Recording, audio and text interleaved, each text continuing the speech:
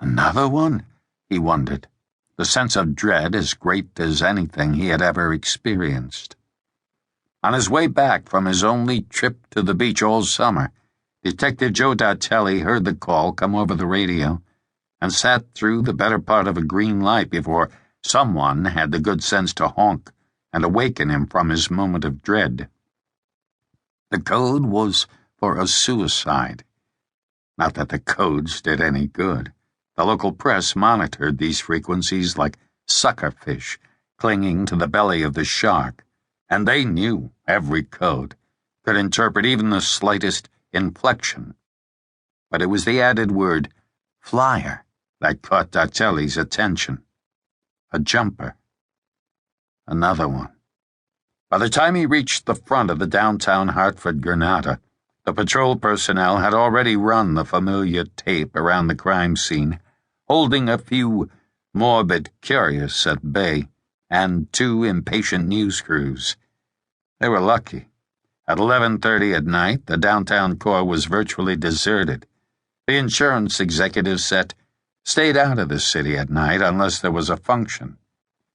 Better, the late news had already ended, making this tomorrow's news. Dartelli spotted an unmarked Ford Taurus cruiser clumsily parked near the front and a black step van that Dartelli recognized immediately as Teddy Bragg's evidence collection van. Stenciled across its back doors were the words, Hartford Police Department, Forensic Sciences Division. Calling Bragg's detail a division was a bit of a stretch, given that it consisted of only 2 people. But maybe that made the public feel better about their tax dollars. Dartelli double-parked the 8-year-old red Volvo 245 wagon and left the emergency flashes going and flipped around the visor with the paperwork that identified the car as one belonging to an HPD detective so that it wouldn't be cited or towed. He climbed out of the air-conditioned comfort into a soup of nearly unbearable heat and wicked humidity. He wore a pair of blue Madras Bermuda shorts, loafers with no socks, and a white golf shirt from Scotty's Landing, a fish and chips joint in Coconut Grove, Florida, the souvenir of a vacation long in the past. The patrolman at the door didn't recognize him and tried to shoo him away before Dartelli's police ID gained him passage. "Good evening, sir," the patrolman said apologetically. Joe Dartelli nodded, though there was nothing good about it at all.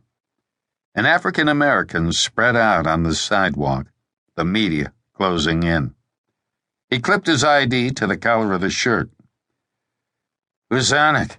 Dartelli asked. "Kowalski," the patrolman answered. The detective nodded again. Figures, he thought. When shit went bad, it rarely hesitated to go all the way. "5th floor," the patrolman informed him. He heard an ambulance's approaching siren climbing in the distance, rising in both volume and pitch, as if it might arrive in time to save the cooling remains that filled the cheap suit, spread out, bloodied and disfigured on the sidewalk. A body bag in the coroner's wagon was more like it, and even then a shovel and hose were going to be needed. August in New England. He had never seen any tourist brochures bragging about it. He approached the elevator with a sour stomach that had nothing to do with the hot dog and mustard that he had called lunch. His stomach was instead the result of a toxic combination of fear and guilt. Another one.